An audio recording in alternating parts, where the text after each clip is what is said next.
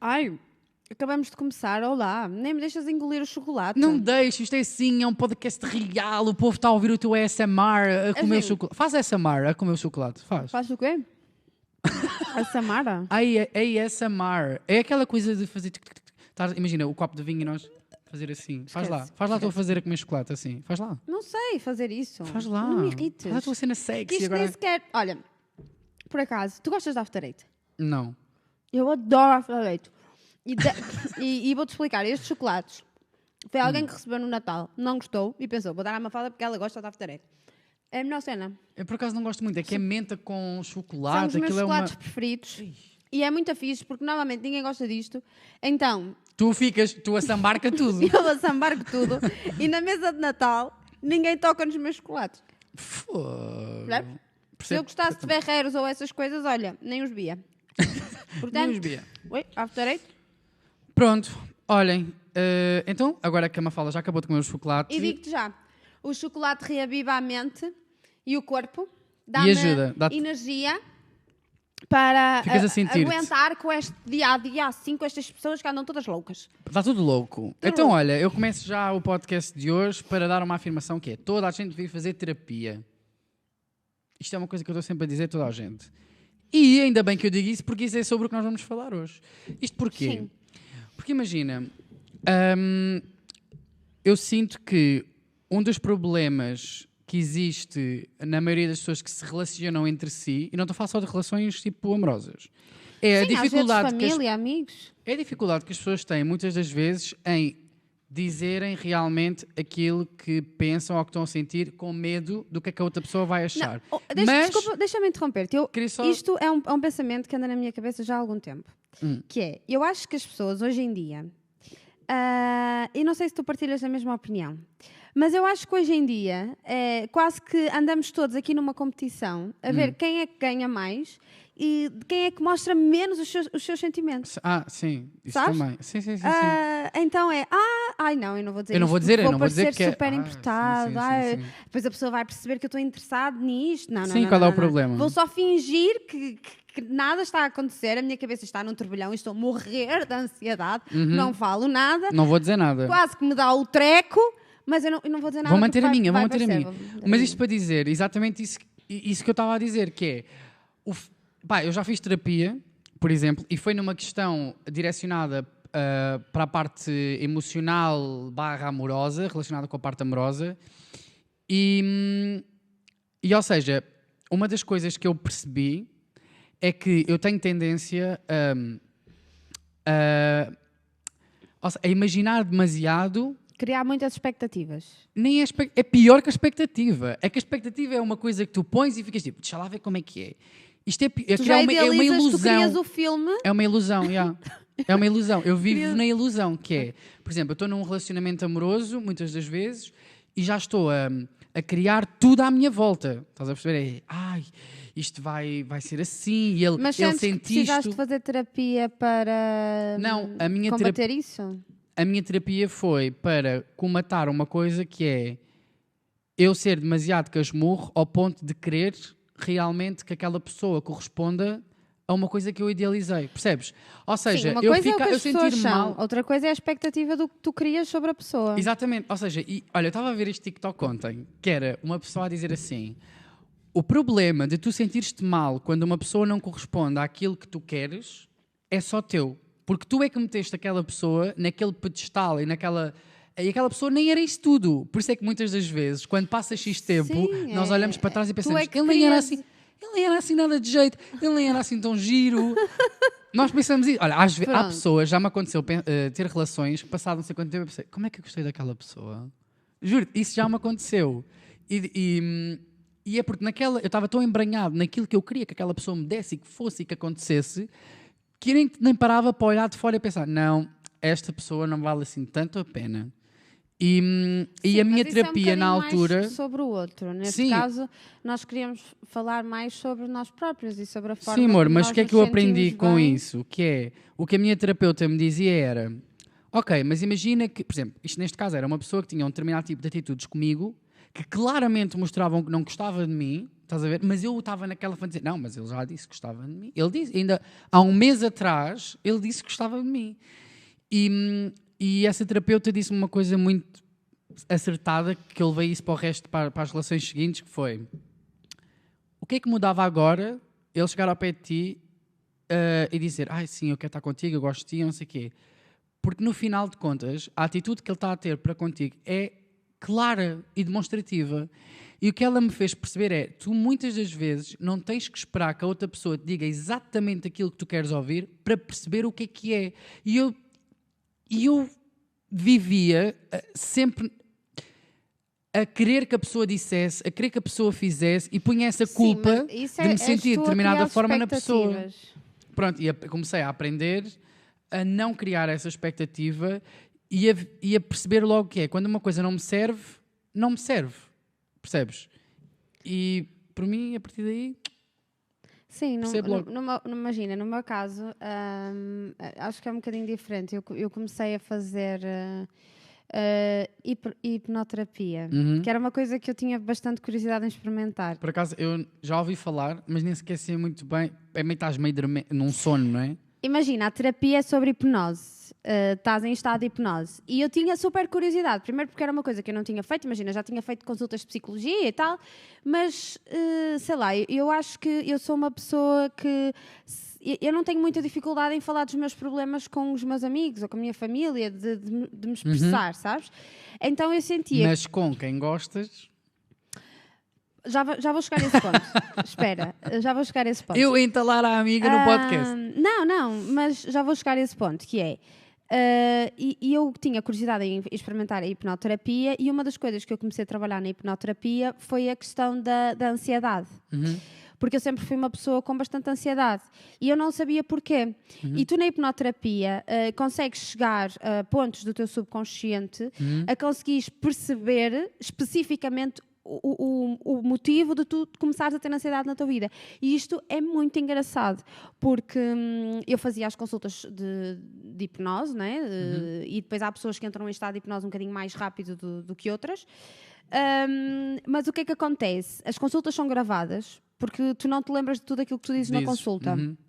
Então o médico grava as consultas para depois o paciente poder ouvir as coisas que disse.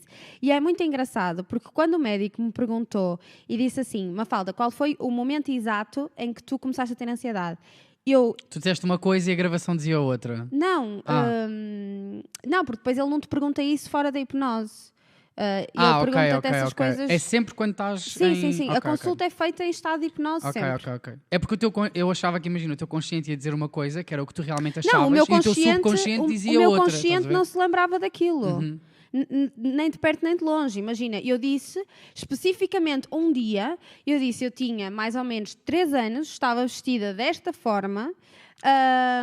Ou seja, tu acedeste quase a um memórias ficheiro antigas, que nem sequer te lembras. Que estão no teu subconsciente.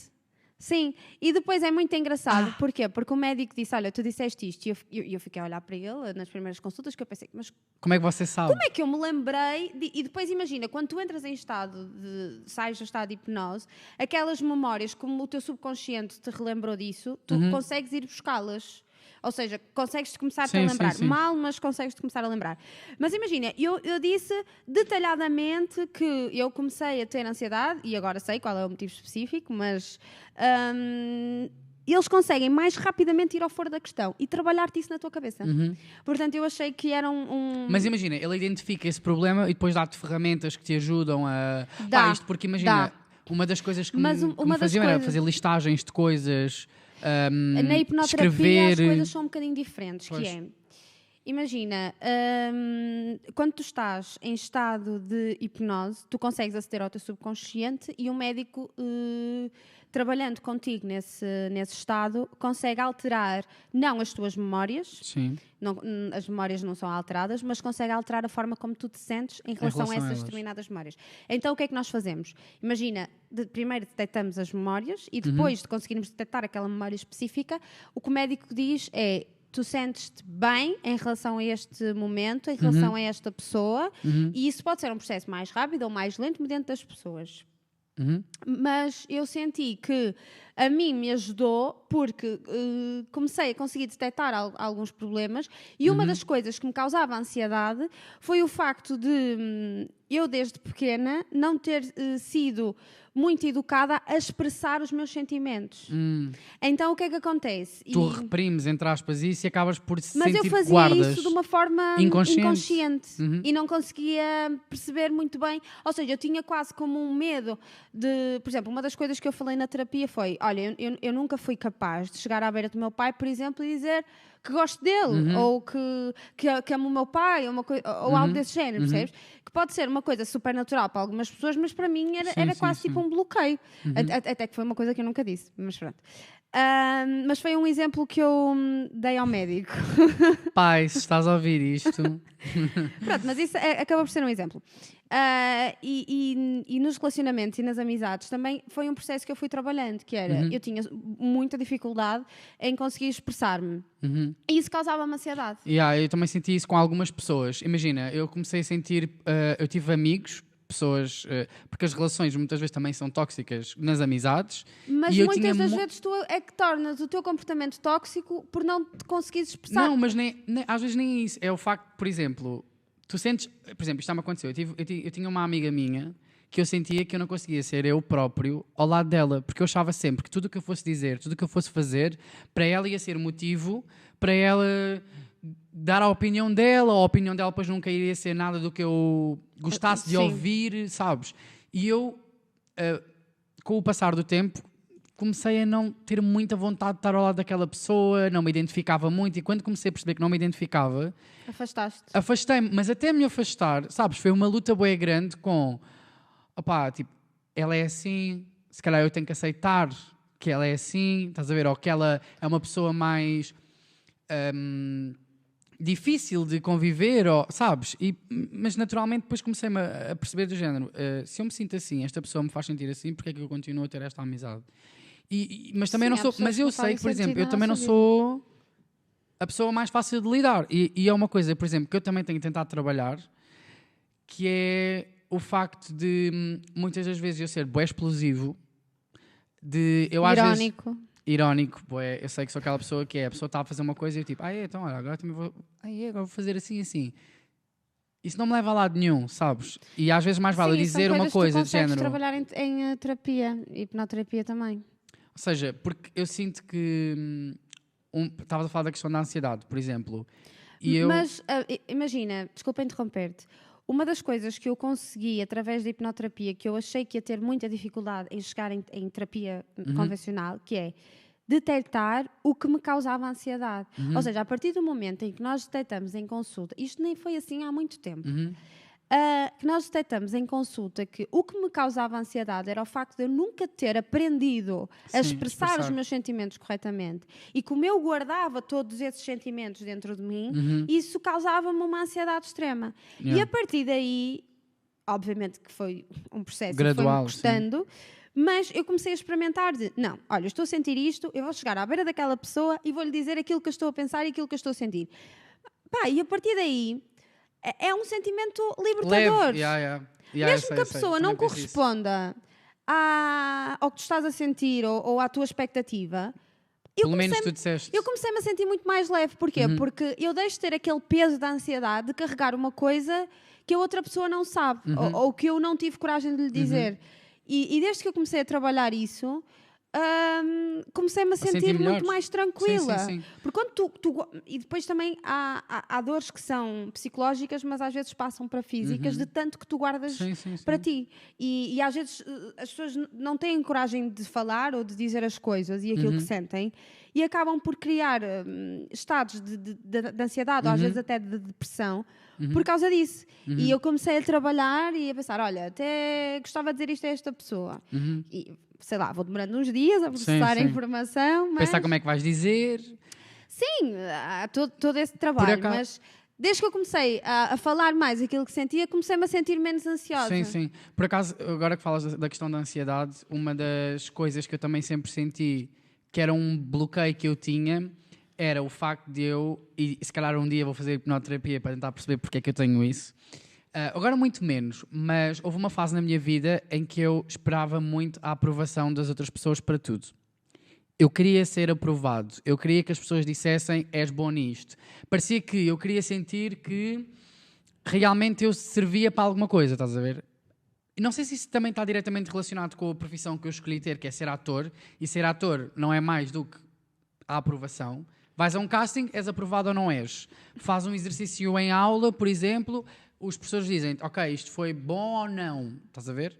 Claro que obviamente tive exceções. Sim, e também tens sempre a opinião do público de uma forma permanente. Sim, ou seja, eu não sei porquê. Também já me questionei se foi porque eu comecei a estar muito presente nas redes sociais muito cedo e sempre senti que isso me...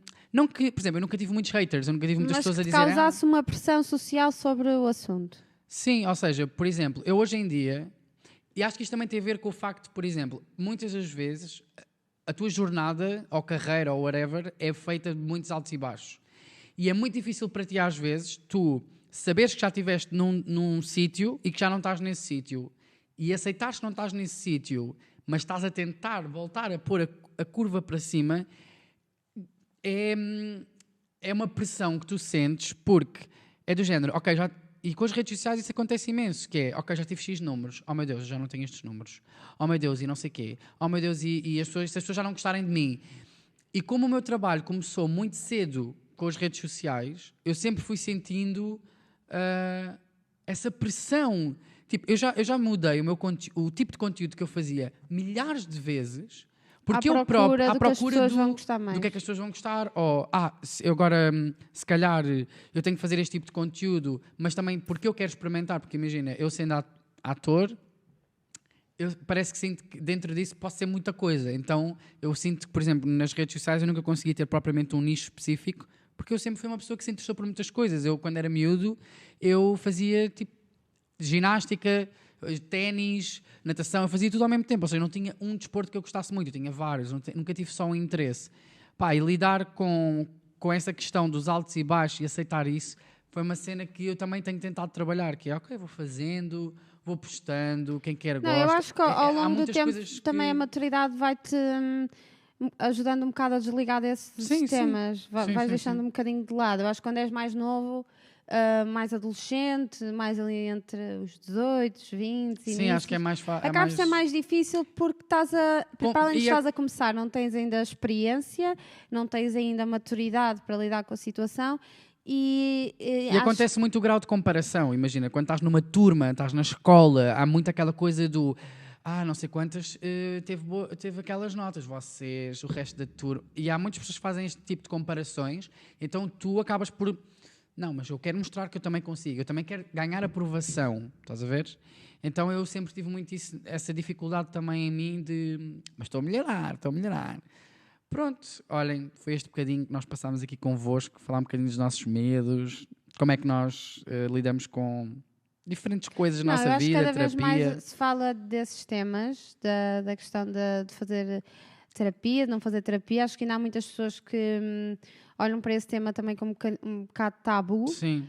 Já não há fases de terapia, deve ter algum problema na cabeça. É que é mesmo isto, literalmente, às vezes que eu ouço. Tipo, se calhar estou a melhorar problema, mais o meu desenvolvimento, o meu pensamento, relativamente aos outros, a mim. Porque às vezes há bloqueios que nós temos entre nós que nós próprios nem temos consciência de que os temos. E que as pessoas à nossa volta, em cru, não é? Mesmo convivendo connosco no nosso dia-a-dia, não os conseguem identificar. Simplesmente podem achar que faz parte da nossa personalidade.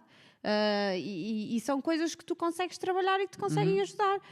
Tu podes fazer terapia para melhorar a tua ansiedade, para melhorar a tua autoestima, a tua confiança, sei lá, a tua postura perante os outros, tanta coisa que não precisa de ser necessariamente por um problema específico. Podes simplesmente tu tomar a iniciativa e achar que te sentes melhor dessa forma. Sim. Digam-nos vocês, maltas, olha, se já fizeram terapia, se não... partilhem connosco as vossas histórias, daquilo que quiserem partilhar, obviamente. Nós estamos sempre aqui. Nós somos os vossos BFFs. E é isso. Nós voltamos também na próxima semana. Voltamos. Mais um episódio do Oli. Qual é que vai ser o tema? Da próxima semana? Sim. Não vamos dizer, que é para as pessoas depois virem todas as cuscas ver o que é que nós vamos falar. É isto. Voltamos na próxima semana, malta. Até ao próximo episódio. Beijinhos. Tchau.